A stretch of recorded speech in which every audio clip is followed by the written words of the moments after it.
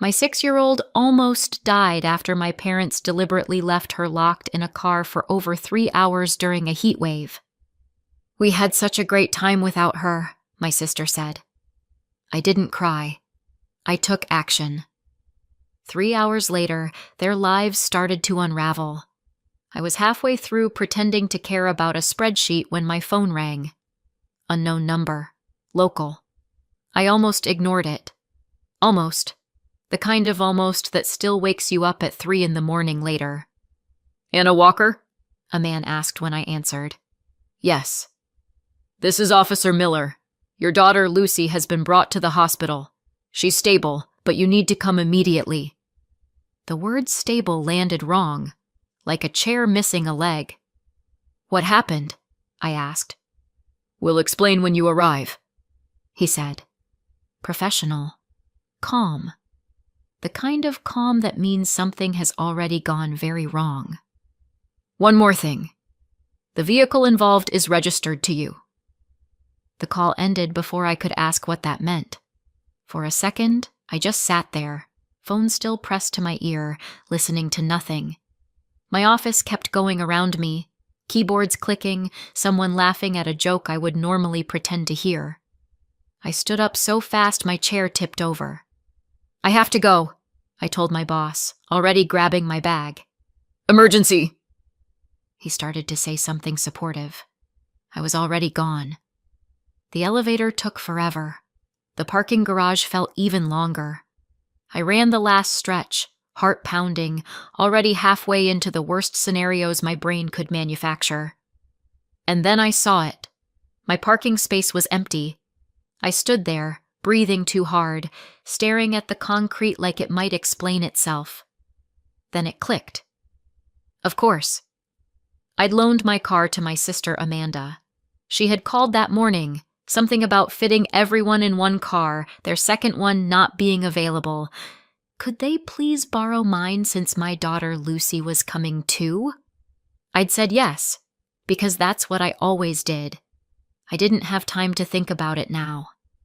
I pulled out my phone, ordered a taxi, paced like a trapped animal while the app cheerfully informed me my driver was 3 minutes away.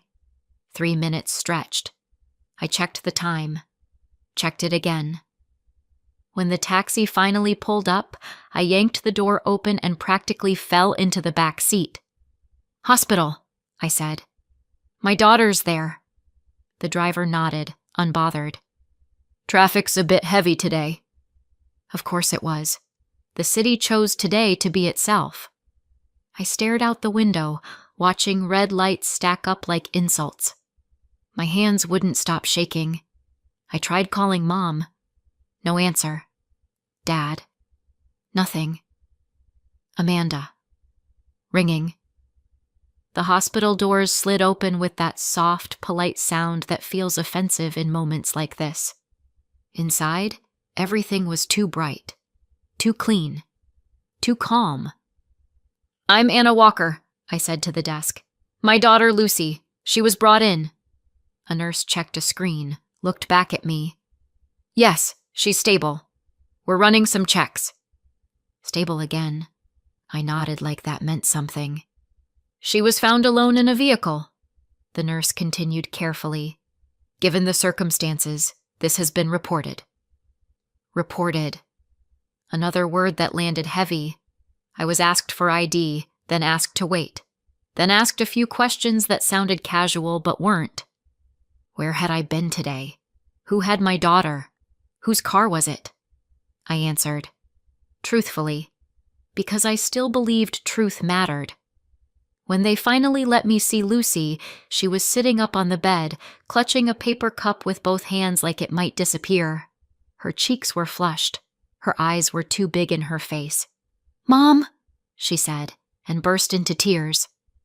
I wrapped myself around her, feeling how small she was, how tightly she clung. She shook like she'd been running for miles.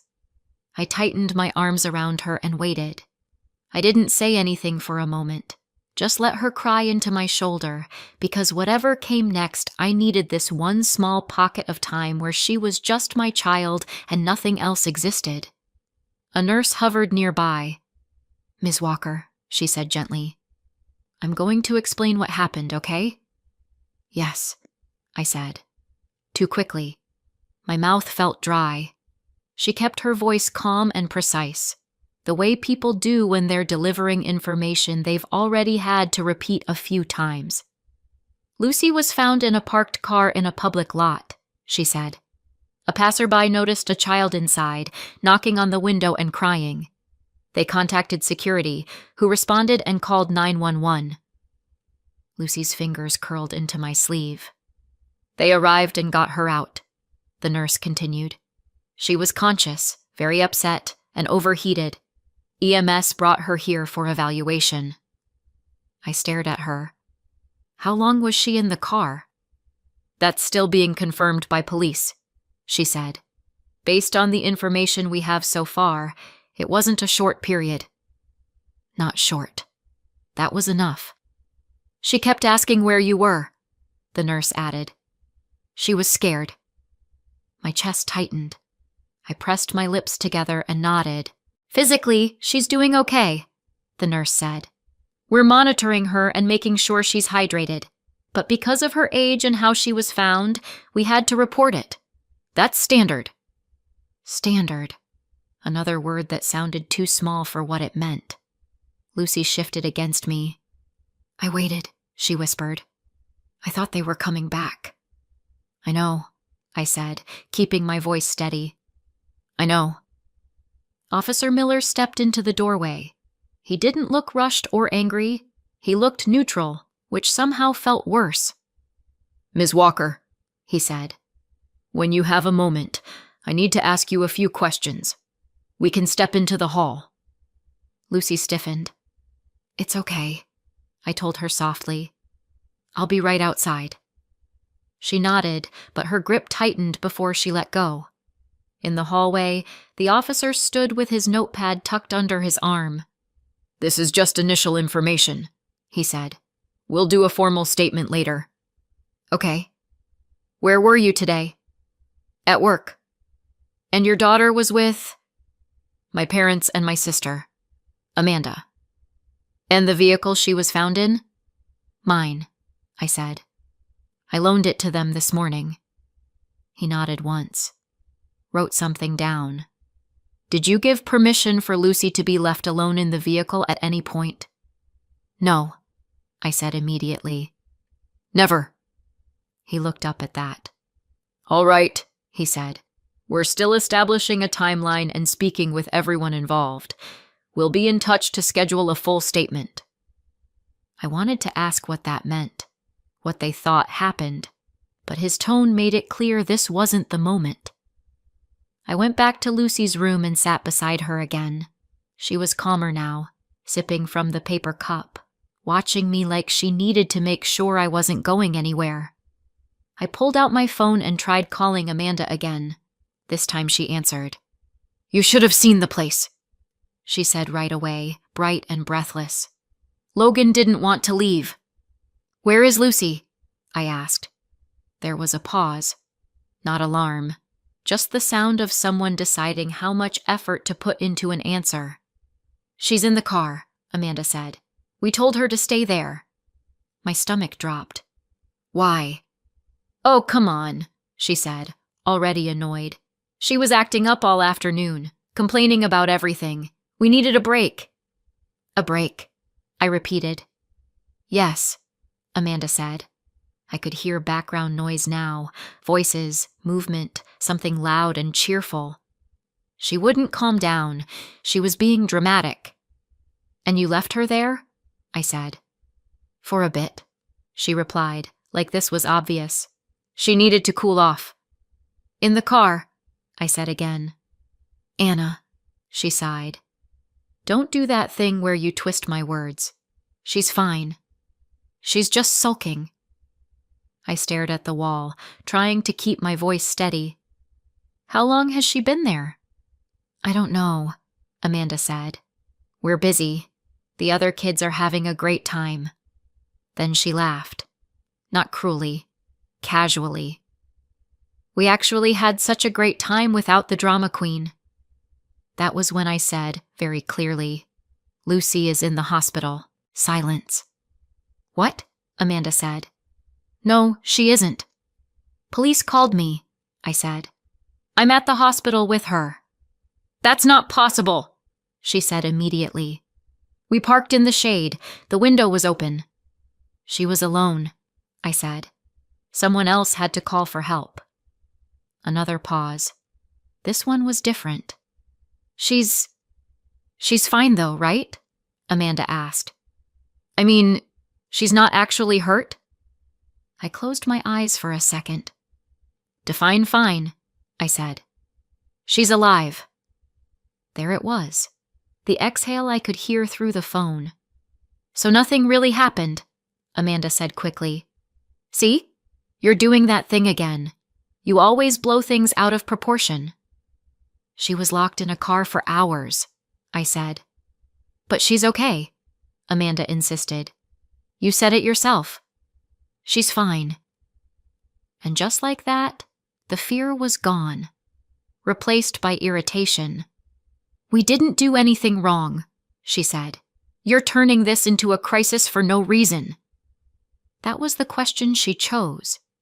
Not, what did she go through? Not how scared was she? Just whether this could still be dismissed. I ended the call. For a moment I sat there with the phone in my hand, listening to the steady beep from somewhere down the hall. It sounded like proof, like time continuing whether anyone deserved it or not. Lucy looked up at me from the bed, watching my face. "Are we going home?" she asked. "Yes," I said. "Very soon." I took her hand. It fit entirely inside mine. They hadn't lost track of her for a few minutes. They hadn't made a mistake and fixed it quickly.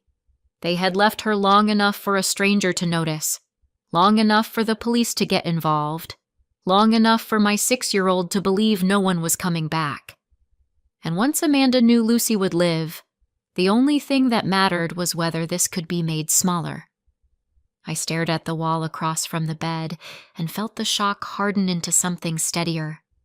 This wasn't the first time my family had decided something awful wasn't a big deal. It was just the first time they'd done it to my child. That changed everything. If you want to understand why my family could leave a 6-year-old alone in a car and then shrug about it, you have to understand how they've always handled inconvenience. Specifically, by assigning it to me. Amanda is 3 years older than I am. That matters, apparently. It mattered when we were kids, and it still matters now. She was the first, the talented one, the one with big feelings that needed to be nurtured, protected, defended. I was the other one, the adjustable one, the one who could take a hit because, according to my parents, I was strong. I learned very early that strong meant quiet. There's one memory I keep circling back to now. I hadn't thought about it in years, not actively, but it's always been there, like a bruise you forget until someone presses it. Amanda's birthday party. I was 7. She was 10, old enough to know exactly what she was doing. I'd been excited for weeks, that kind of kid excited where you count days on your fingers and plan what you'll wear even though you only own 3 acceptable outfits. There were balloons, music, a cake I wasn't allowed to touch yet. The house was full of people, loud and warm and busy in that way that makes kids feel like something important is happening. Amanda found me in the hallway while Mom was distracted, and Dad was pretending not to hear anything over the music. "Come here," she said. "I want to show you something." I followed her, because that's what younger sisters do, because you always believe there's a chance this time will be different. She led me to the storage room near the back of the house. Boxes, old coats, holiday decorations shoved into corners. She pointed at a shelf. "Can you grab that for me?" I stepped inside. The door closed. The lock clicked. I remember the sound more than anything else. Sharp. Final. At first I thought it was a joke. I laughed and knocked. I waited for her to laugh back and open the door. She didn't.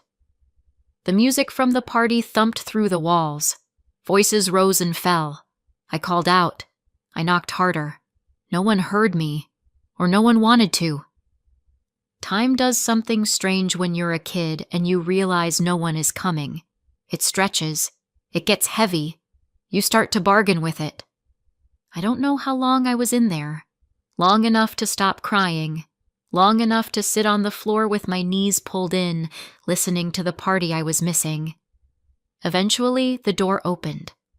Amanda stood there, bored, like she'd just remembered where she'd left me. I ran straight to my parents. "She locked me in," I said. "She locked me in the storage room.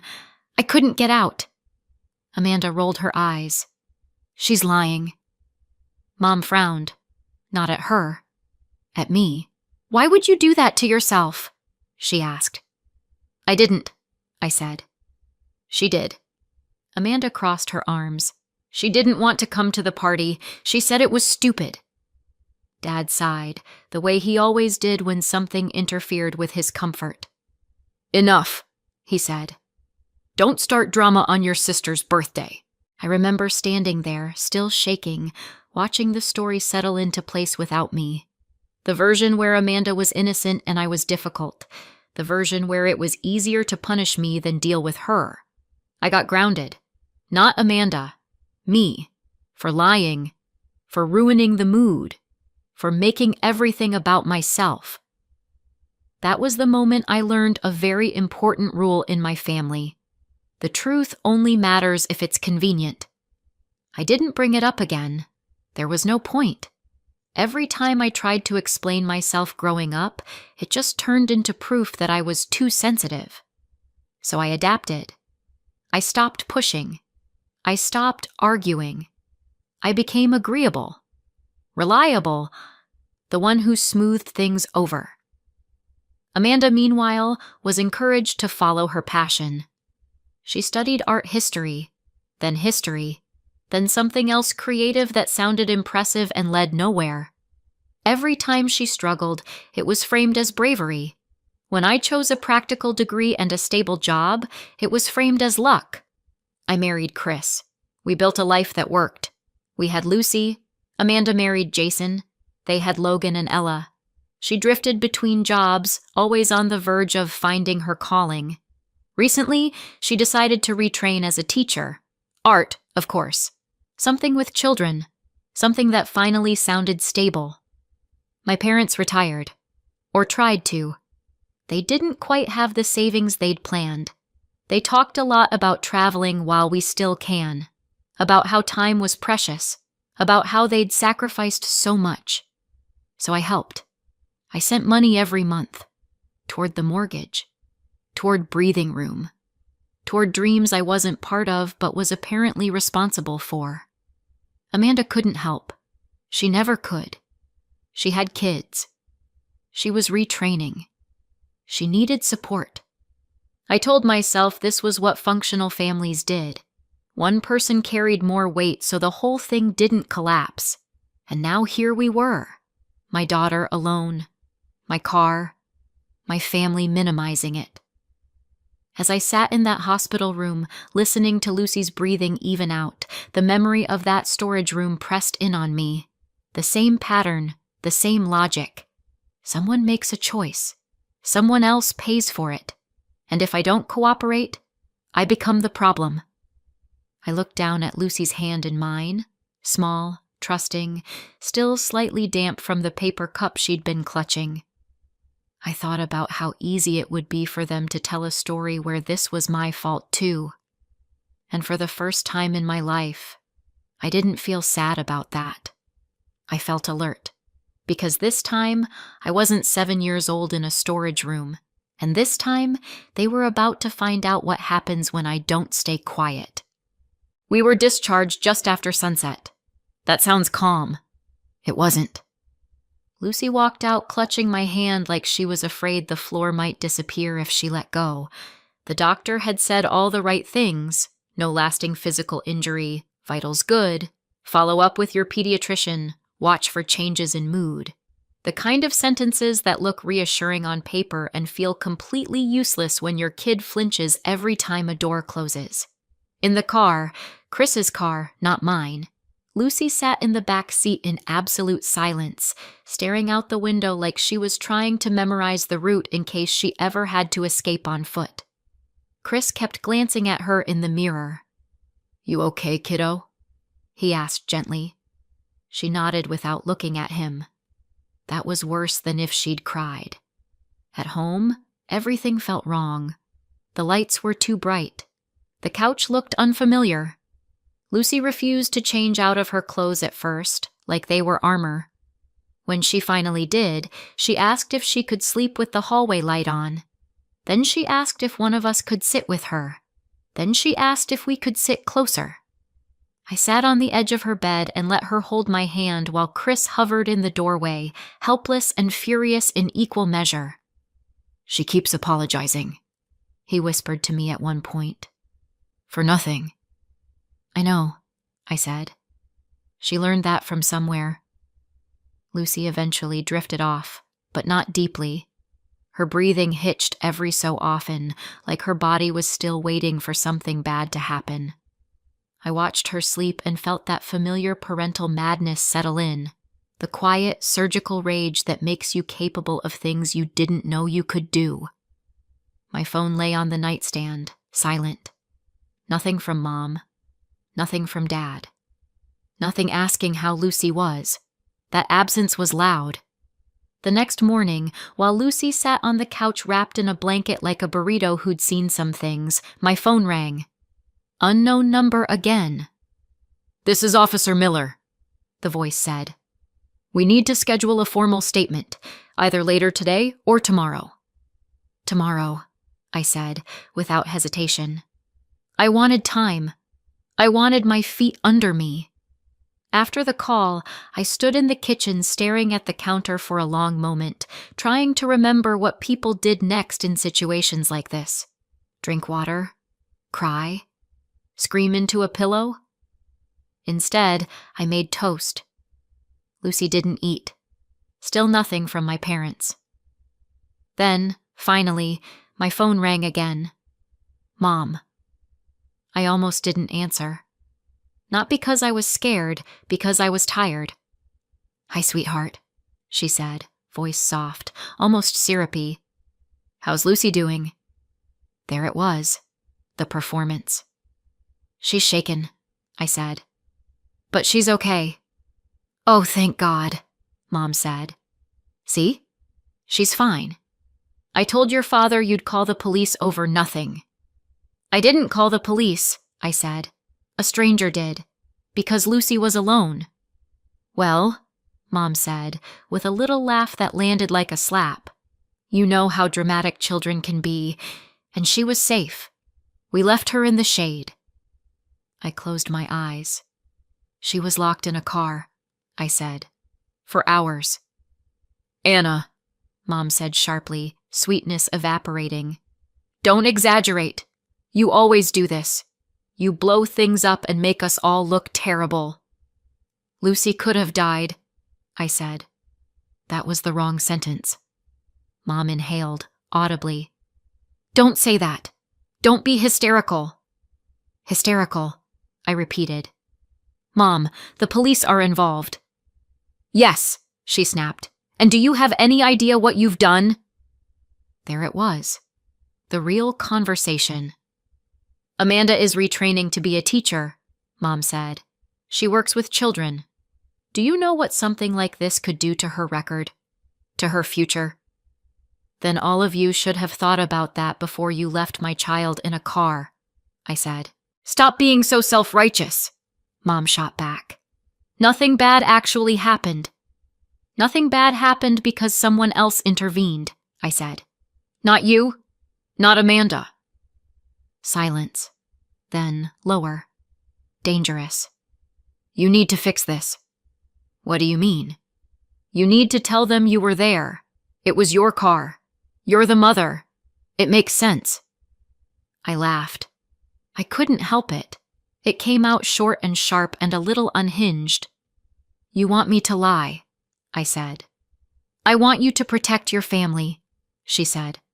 Amanda cannot have this on her record. I'm not doing that, I said. I'm telling the truth. Her voice went cold. You're going to ruin your sister's life over nothing. This isn't nothing, I said. You endangered my daughter. There was a pause. Then the words dropped, heavy and practiced. If you do this, Mom said, you are not my daughter anymore. If you go through with this, don't call us parents. I didn't respond. Do you hear me? She demanded. I hear you, I said, and then I hung up. I stood there for a moment, phone still in my hand, waiting for something to happen inside me. Grief, panic, regret. What I felt instead was relief. Chris came into the kitchen quietly. He took one look at my face and stopped. They told me I'm not their daughter anymore, I said. I let out a short breath. I think they're right. He didn't argue. He didn't try to comfort me out of it. He just nodded once. Okay, he said. That was all I needed. I opened my laptop and logged into my bank account. The transfers were all there, lined up neatly. Mortgage help, monthly support, little lines of money that said, I'll fix this. I canceled every single one. No message, no explanation. Just gone. Afterward, fear crept in, late and unwelcome. What if they lied? What if they tried to pin this on me? So I called a lawyer. Mr. Hoffman listened without interrupting, then said, You did the right thing calling. Save everything. Messages, photos, anything that shows who was responsible. I looked over at Lucy, curled up on the couch, thumb in her mouth for the first time since she was 3. I will, I said. That night, I sat beside her again, watching her sleep. This wasn't just about what happened in that parking lot. It was about what happened every time I was expected to absorb the consequences so everyone else could stay comfortable. Tomorrow, I would tell the truth. And for once, I wasn't afraid of what would happen if I did. I didn't sleep. I lay there listening to Lucy breathe, counting the seconds between inhales. Every time she shifted, my body snapped awake, ready to fight an invisible enemy. By morning, fear had burned itself out and left something cleaner behind. Focus. Mr. Hoffman had said, save everything, so that's what I did. I made coffee I didn't drink and opened my laptop like I was clocking in for a job I'd never applied for. First, messages. The family chat was a museum of casual decisions. We'll take Lucy with us. Can we borrow your car? Ours is full. We've got her. So normal. So damning. I screenshot everything. Dates, times, names. I didn't editorialize. I didn't add commentary. I just preserved reality exactly as it existed before anyone realized it might need rewriting. Then social media. Amanda's page was a highlight reel of joy. Smiling faces. Plates of food. Location tags so precise they might as well have come with GPS coordinates. Logan had posted a story, something blurry and enthusiastic, the way 12-year-olds document happiness. Ella's face popped up in a photo with ice cream smeared across her cheek. Lucy wasn't in any of them. I sat back and let that settle. The absence wasn't subtle. It was a hole shaped exactly like my daughter. I sent the files to myself, labeled them neatly. Proof has a way of calming you down when nothing else will.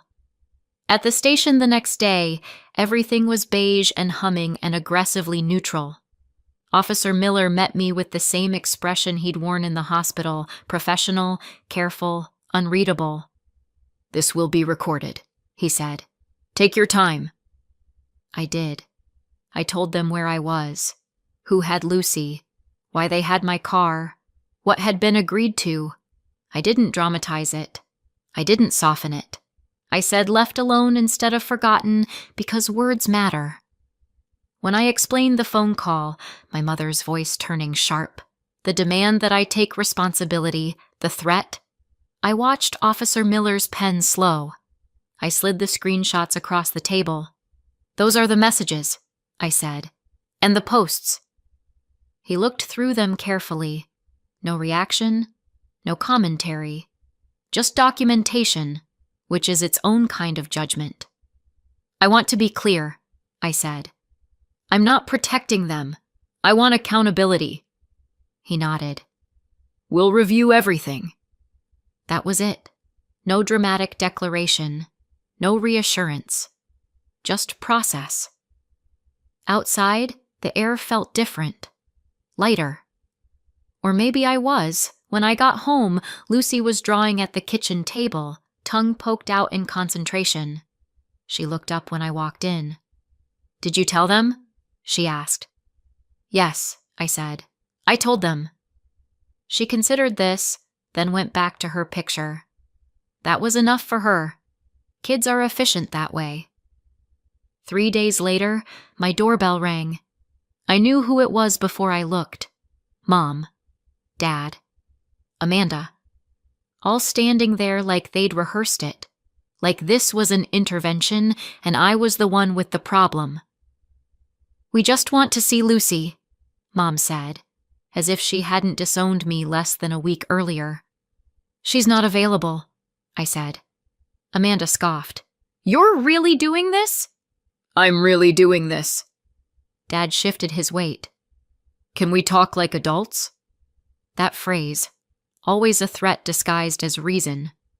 "I am talking like an adult," I said. "You're standing on my porch." They came inside anyway, or maybe I let them. It's hard to tell when you stop feeling obligated and start feeling curious. "You canceled the transfer," Mom said. "Yes." Dad's face tightened. "That money was for the mortgage." "I know." Amanda crossed her arms. "So now you're punishing everyone." "I'm responding to what happened."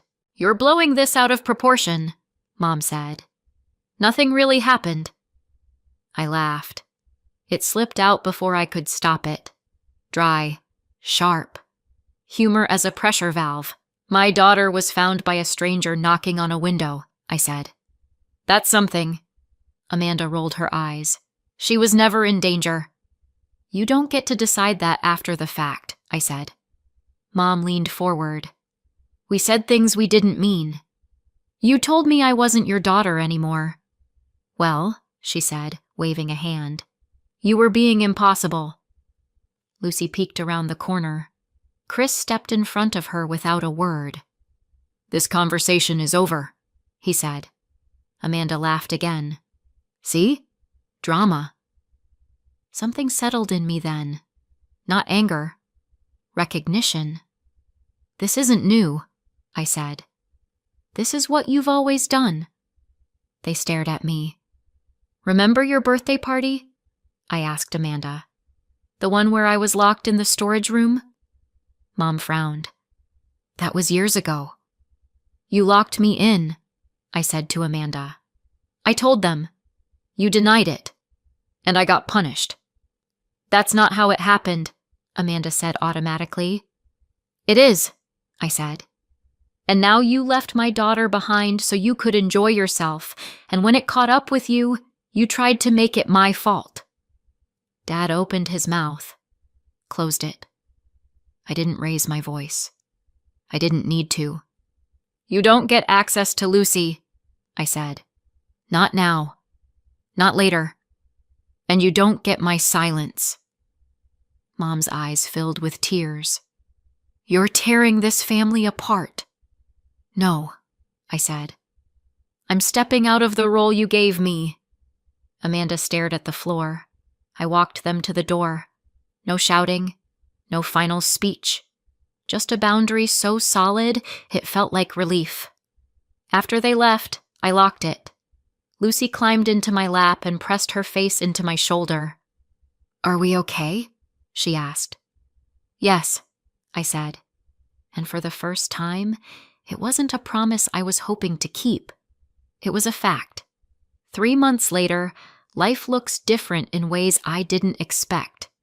The case ran its course. My parents and Amanda were each charged with misdemeanor child endangerment. No jail time, but probation, fines, mandatory safety and parenting courses, and a permanent record. The kind that doesn't disappear just because you're embarrassed by it. For the first time, the truth didn't get smoothed over. It stayed where it belonged. Amanda's teaching plans ended before they ever really began.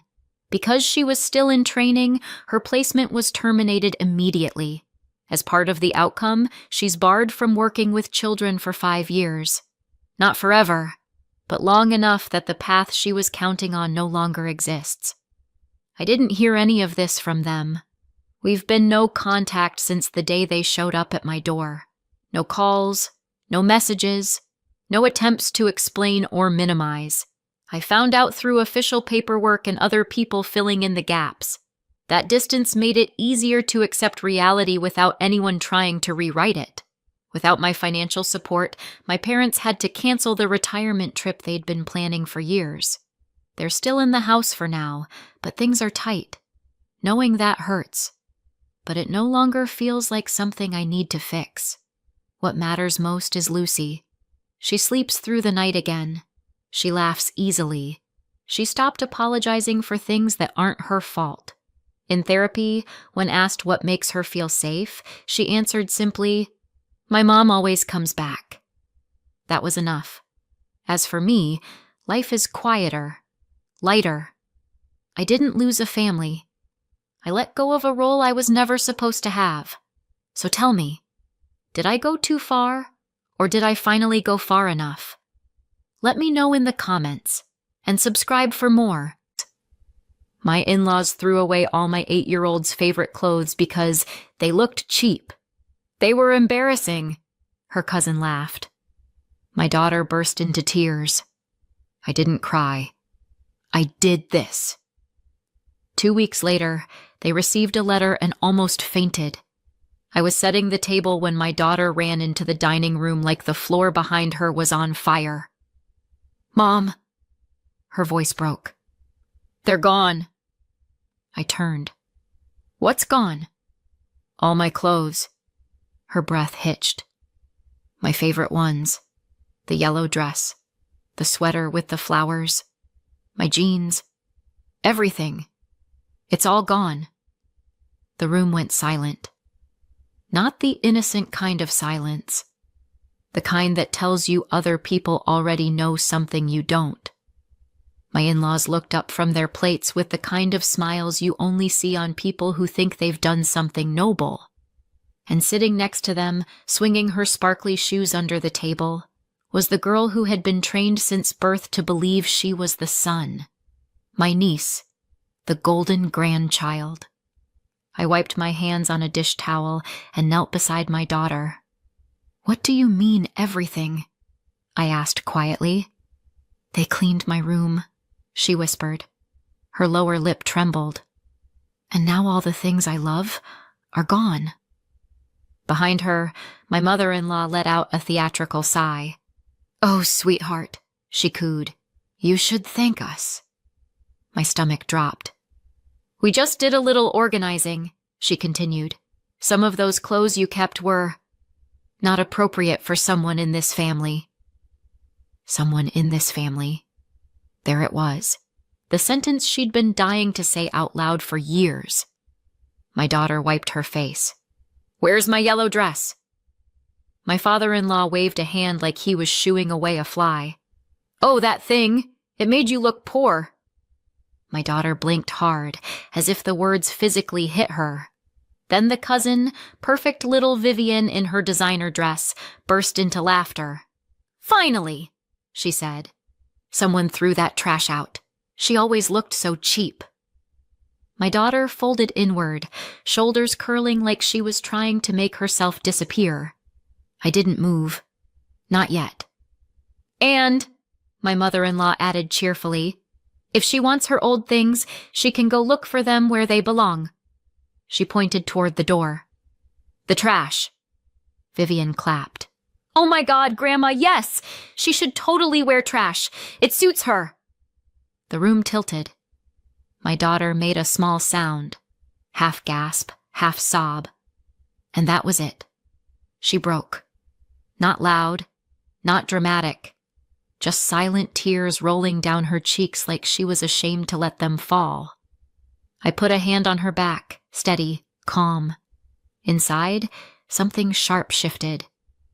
"Come on," I told her softly. "Let's go." I stood, took her hand, and walked out. I didn't look at the people who called themselves family. Not when they murmured fake sympathy. Not when they called after me, acting confused. Not when the cousin giggled, "Oops." Back in her room, Nina sobbed into my shirt. "Maybe they're right," she whispered. "Maybe I looked bad. Maybe I don't fit here." I felt something cold settle in my chest. "No," I said. "You looked perfect. And you fit exactly where you belong. With me." She sniffed, trying to breathe. I brushed her hair back. "Do you want us to stay in this house?" I asked softly. "Or do you want us to leave?" She didn't hesitate. "Leave." So we did. We packed quickly. Whatever clothes they hadn't touched, whatever belongings mattered to her, whatever dignity we had left. Her father wasn't home. He wasn't even in the state. So it was just us. We walked down the hallway with our bags, past the polished floors and the expensive furniture, and the people who'd spent years reminding us neither of us belonged there. My mother-in-law was waiting in the foyer, lips pulled into a smile that didn't reach her eyes. "Where will you go, darling?" she asked. "You don't have money for this kind of drama." My father-in-law chuckled. "Without us, you're nothing." Vivian smirked. "Bye, cheap girl." I didn't answer. Not one word. I opened the door, stepped out into the night, and let it slam behind me. The air outside felt like freedom. They thought they knew who I was. They thought they knew what I had. They thought I was powerless. They had no idea. 2 weeks later, they received a letter, and almost fainted. When people ask how I ended up living with my in-laws, I always want to tell them the truth. One bad decision at a time. But it started long before that. It started with me, Natalie, the girl who grew up with big dreams and a bank account so small it could have doubled as a rounding error. I wasn't raised in a bad family, just a tired one. My mom worked in a clinic. My dad worked nights. Bills always showed up faster than the paychecks did, so I learned early that if I wanted anything in this world, not even the big things, just textbooks that didn't smell like mildew, I had to get it myself. I studied like my life depended on it. Maybe it did. I worked evenings, weekends, every holiday shift no one else wanted. I lived on coffee, cheap notebooks, and the kind of blind determination you only have when you're young and too stubborn to quit. And somehow, after scraping pennies and skipping sleep, I got into a good university. Not a fancy one. Just good. But good was enough. Good meant possibility. And then came the student loans, the endless jobs. The moment I realized adulthood is basically sprinting with a backpack full of bricks while pretending you're not sweating. Still, I made it through. I graduated, exhausted, hopeful, and one late fee away from a mental breakdown. That's when I got my first job. At their company, my future in-laws' empire, built generations ago, polished to look like old money even though there were cracks under every marble tile. And my future husband, Elliot, was my boss. Not in a sleazy way. He barely noticed me the first few weeks. He was busy doing that rich kid thing where they pretend they hate being part of the family business, but also don't know how to leave it. But he was kind, quiet, thoughtful in a way that didn't match the rest of them. And I was ambitious, hungry, tired of being broke. We were an unlikely pair, the kind people whispered about. And oh, did they whisper. The first time his mother Sylvia heard about me, she apparently said, "You sleep with the secretary. You don't marry her. I wasn't even his secretary, but accuracy was never really her thing. When Elliot and I did start dating, the tension in the office was so thick HR could have charged rent for walking through it. Eventually, it became too awkward, too pointed. So they moved me to a different department. I wasn't fired, just shifted, like a stain someone tries to rub out but can't quite get rid of. Still, Elliot didn't care. We got married anyway, and that's when I made the worst decision of my adult life. I moved into his parents' house. Look, I had reasons, real ones, saving money before starting our own place, trying to build a family connection, believing people would warm up to me. I was adorable back then, in the way naive people always are, because from the moment I carried my suitcase across their threshold, I stopped being a person. I became an inconvenience, a reminder that their son had married down. They commented on everything. My clothes? Cheap. My food?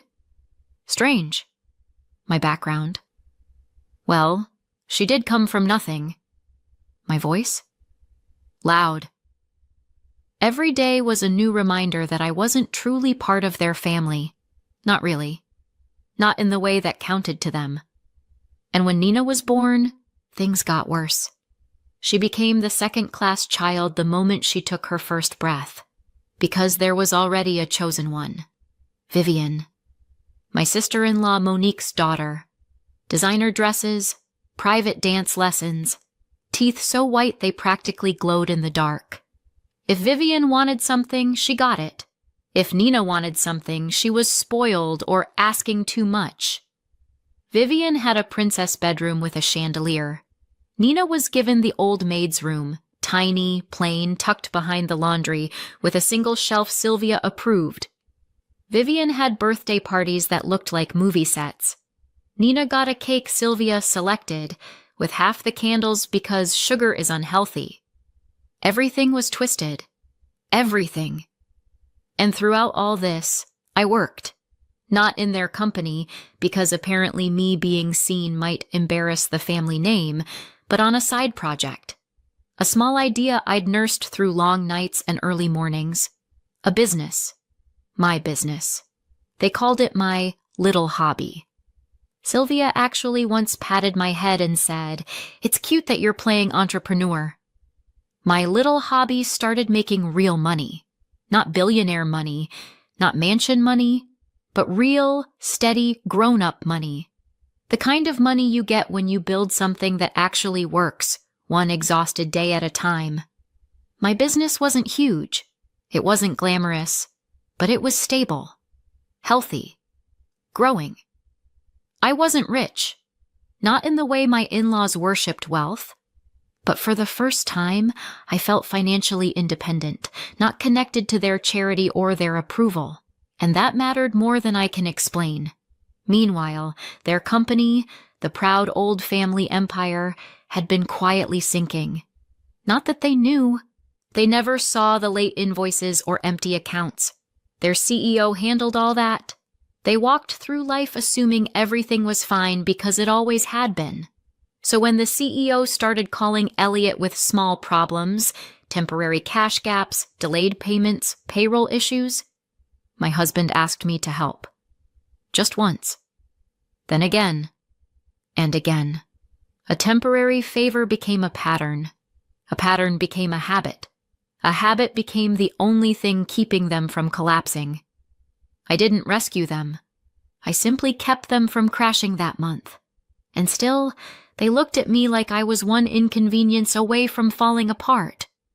When I drove away from that house with Nina in the back seat, she kept looking out the window like she expected someone to chase us. No one did. Of course they didn't. People like my in-laws don't run after you. They wait for you to crawl back. And they were going to be waiting a very, very long time. I took Nina somewhere neither of us had set foot before, a luxury hotel with a kids club, a spa, and the kind of front desk where they say your name like it's a brand. Nina stared at the lobby chandelier like she'd discovered the lost city of gold. "Are we allowed to be here?" she whispered. It hit me like a punch. The in-laws had drilled that mindset into her so deeply she didn't even know she was allowed in nice places. Yes, I said. We belong here. Her shoulders loosened a little. Just a little, but it was enough. We spent the afternoon in soft robes, eating room service pasta that cost more than my old weekly grocery budget. Nina kept whispering, "Is this real?" like she was afraid it would disappear. I didn't have the heart to tell her that real life would be messier again soon, but for right now, she deserved this. Elliot didn't arrive until the evening. He'd been out of state on business. When he finally walked into our hotel room, he looked exhausted, confused, and already guilty. "Natalie," he said, "what happened?" I stared at him, at the man who somehow thought what happened could possibly fit in one sentence. "What happened," I said carefully, "is that your parents threw away our daughter's clothes." He blinked. "Why would they?" "Because," I said, "they decided she looked poor." Even saying the word made me want to punch something.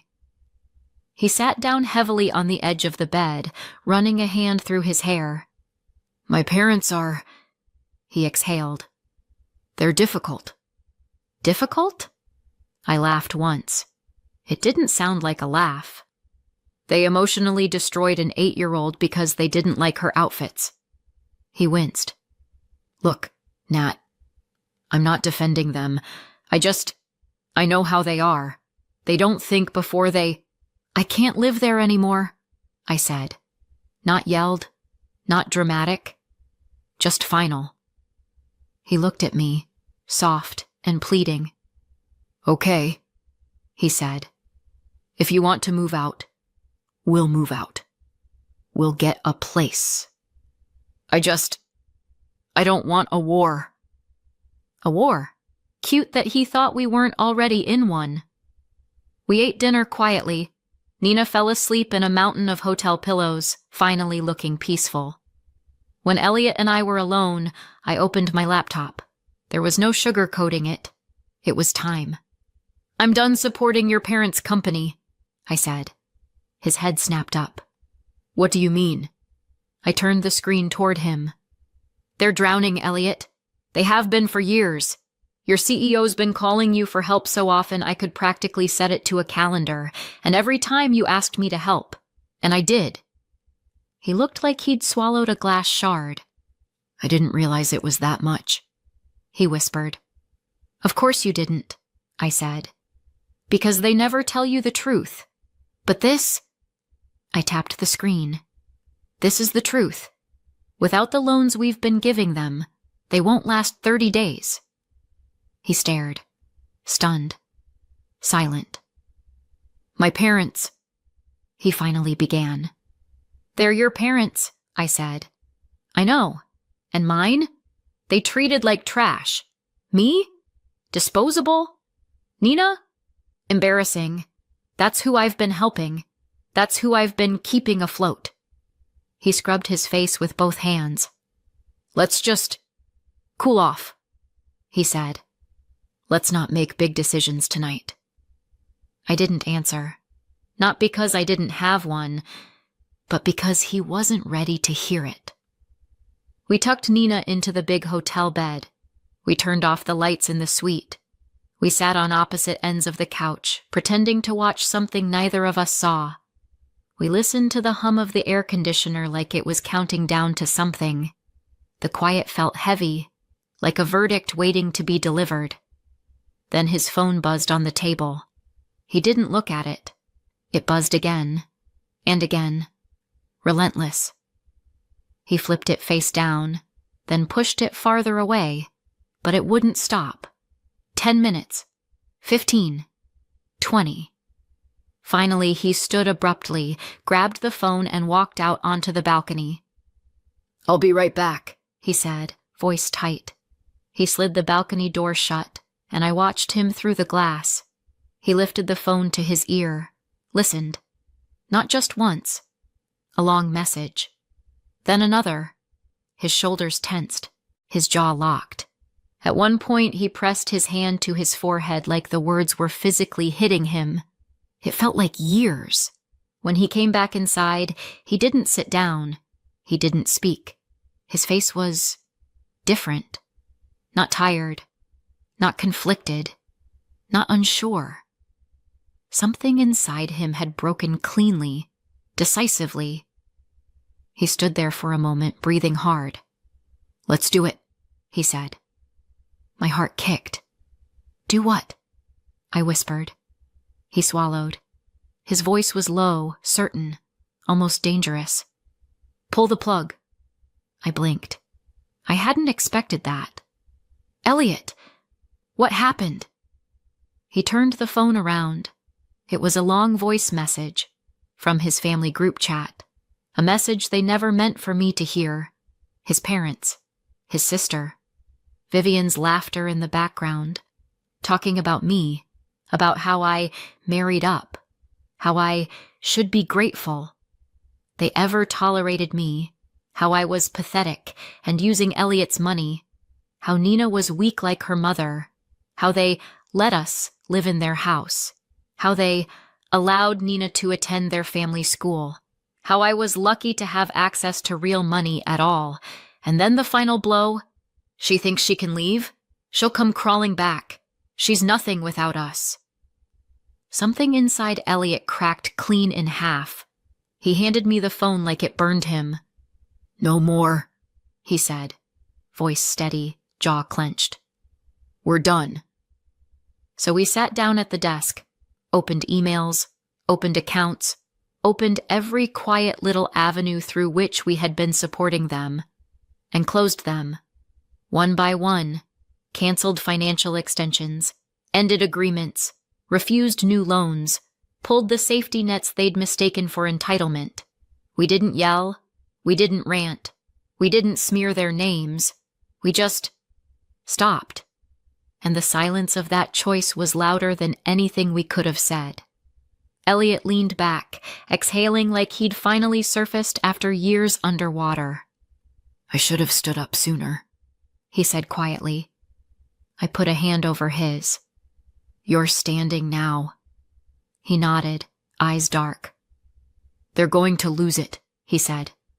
"Oh," I replied. "I'm counting on it." But we had no idea. No idea how fast the fallout would hit. No idea how ugly they would get. No idea what they were prepared to do next. All we knew was this: we'd lit the match, and the fire was coming. It's funny how silence can feel like a threat. For months, that's all we got from Sylvia and Charles.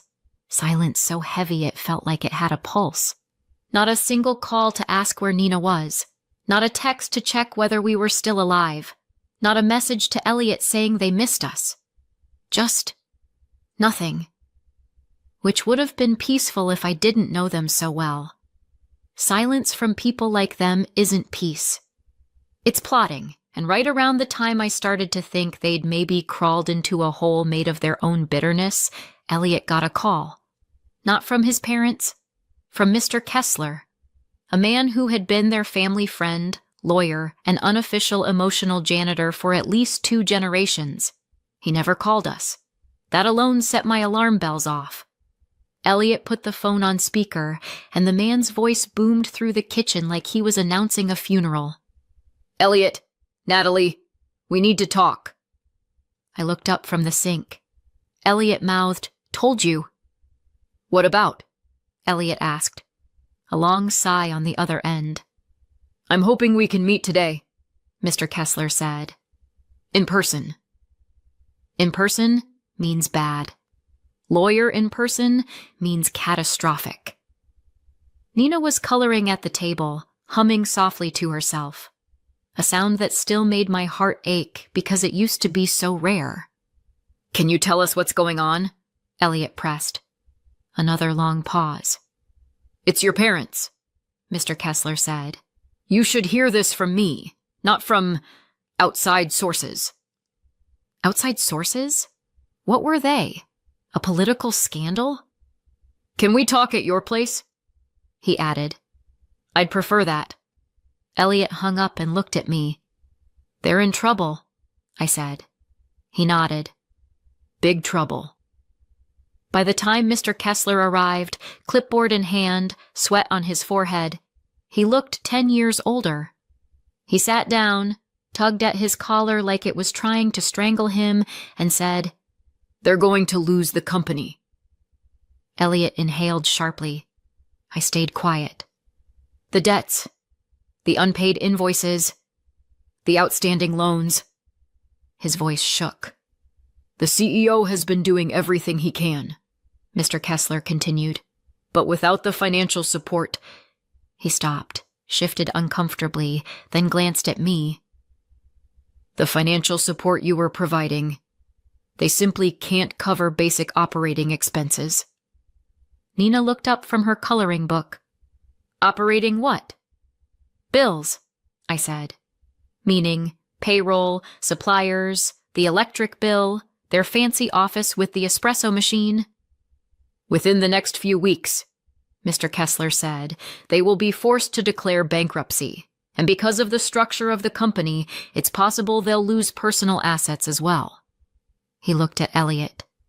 "I don't believe your parents fully understand that." Of course they didn't. They never understood anything unless it sparkled. "I'm here," Mr. Kessler said, "because they asked me to speak on their behalf." Of course they did. "What do they want?" I asked. "To restore your arrangement," he said. I raised a brow. "My arrangement?" He winced. "Your financial support." Ah, so that's what the sweet tone was for. They didn't disappear out of heartbreak. They disappeared because they needed time to rehearse their performance. Elliot folded his arms. "They treated my wife and daughter horribly," he said. "Why would we help them?" Mr. Kessler closed his eyes briefly, like the headache was spreading.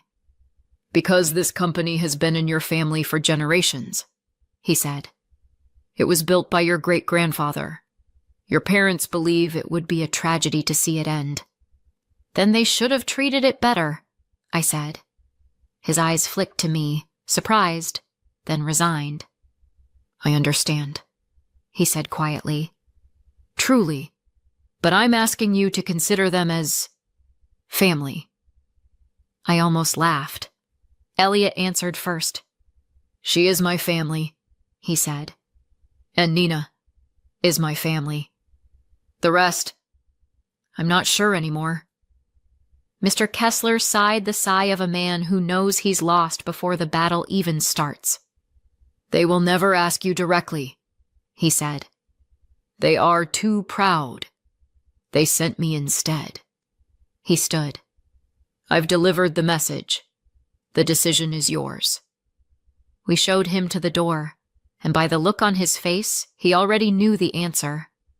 A few days passed. Rainy, gray, nothing special days. Until it happened. A loud, enthusiastic knock on our front door. The kind of knock people use when they want to seem friendly instead of desperate. Elliot and I exchanged a look. "Brace yourself," he murmured. He opened the door. There they were. Sylvia, smiling like she'd never insulted anyone in her life. Charles, puffing his chest like a wounded rooster. Monique, wearing a scarf worth more than my car. And Vivian, dressed like she was attending a fashion show for spoiled 8-year-olds, and they had a cake. A homemade cake. If anything deserves a horror soundtrack, it's in-laws holding baked goods. "Natalie, dear," Sylvia gushed. "We just had to come see you." I almost asked her if someone dared her at gunpoint. "We've missed you," she continued. "Oh, and our sweet Nina. We miss her so much." They poured into our living room like a well-dressed tsunami. Monique did the fake tear voice. "We were all just talking about how important family is." Vivian stood in the middle of the room and announced, "I'm sorry," then added without blinking, "Mommy told me I had to say that." Beautiful apology, straight from the heart. Sylvia nodded approvingly, like she'd just orchestrated world peace. "And we would love," she said sweetly, for us all to start fresh. Monique clasped her hands. Put the past behind us. Charles smiled thinly. We're willing to move on. Elliot didn't even pretend to smile back.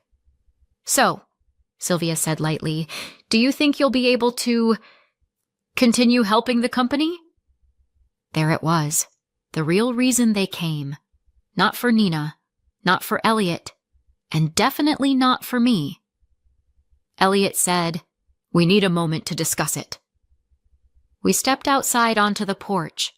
The moment the door closed, we looked at each other and said the exact same thing. No! It wasn't even a question. We walked back inside. Elliot spoke first. No, he said. The shift on their faces was instant. Sugar turned to salt. Honey turned to venom. Politeness collapsed into betrayal. Sylvia's smile cracked. What? She snapped. Do you mean no? Monique's voice sharpened. We apologized. You owe us, Charles shouted.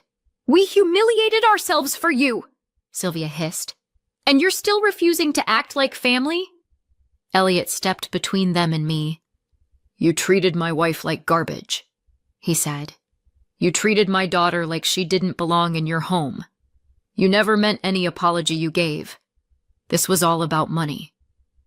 They stared at him as if he'd stabbed them. We'll disinherit you, Charles spat. Elliot actually laughed. Disinherit what? He said. Your debt? Silence. The kind that told me they realized we knew. We're done, Elliot said. Please leave.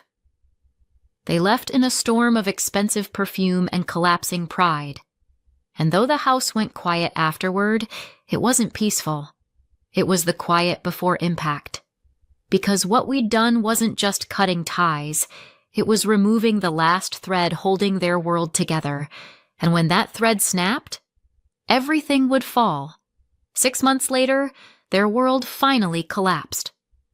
Sylvia and Charles declared bankruptcy, the kind that doesn't just take your business, it shakes the bones of your identity. They had to sell the second house, the lake cabin, the antique furniture Sylvia used to brag about.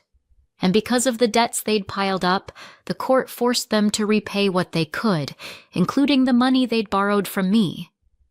Sylvia cried when she handed over the check.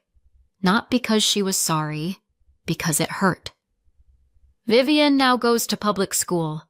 Last I heard, she hates it. Apparently, no one there cares who her grandparents are, or were.